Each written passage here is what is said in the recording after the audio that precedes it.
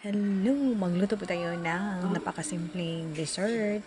Mayami pero affordable. But before that, please watch this.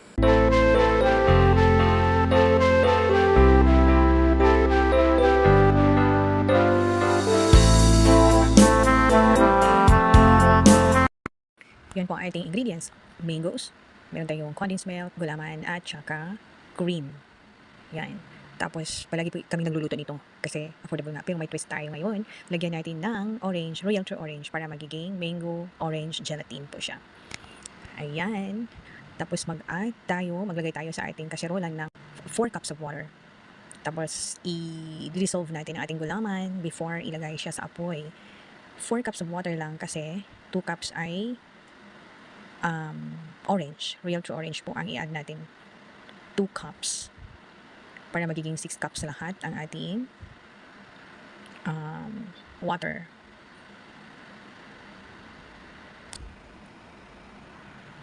Yan, 2 cups. Ito, tapos mikos-mikos lang para ma-dissolve properly yung ating gulaman. At pagkatapos ay isasalang na po natin siya. Ito po yung ating crushed mangoes. Gagamitin natin mamaya yan. At isinalang na po natin siya sa apoy. At mikos-mikos lang hanggang magiging perfect po ang kanyang consistency. Yan, at ilalagay po natin ang ating condensed milk para pampalasa at magiging matamis po ang ating gelatin, orange mango gelatin. Tapos ang ating cream. Tapos depende po sa atin kung mas gusto natin mas sweet. So maglagay tayo, mag-antay ng sugar. Pero depende po sa taste natin. Ito perfect na po ito. Okay na. For after 15 minutes ay nagiging okay na po ang consistency niya. Because mikos-mikos lang po. Yan, at isiset na po natin siya sa ating mga molders. 2 molders po ang ating nagawa. Ito po. At ilalagay, before natin siya lagyan ng yung crushed mangoes, ay kinukuha po natin yung mga bubbles para maging perfect po ang kanyang hitsura.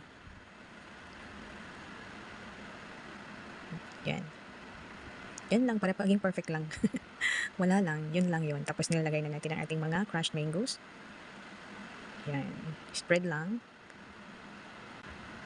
Tapos after nito ay ilalagay natin sila sa freezer para magiging masarap cold siya. Ito na po. Instantly andito na po. Galing na po siya sa freezer. Yan lang po. Thank you. Bye-bye.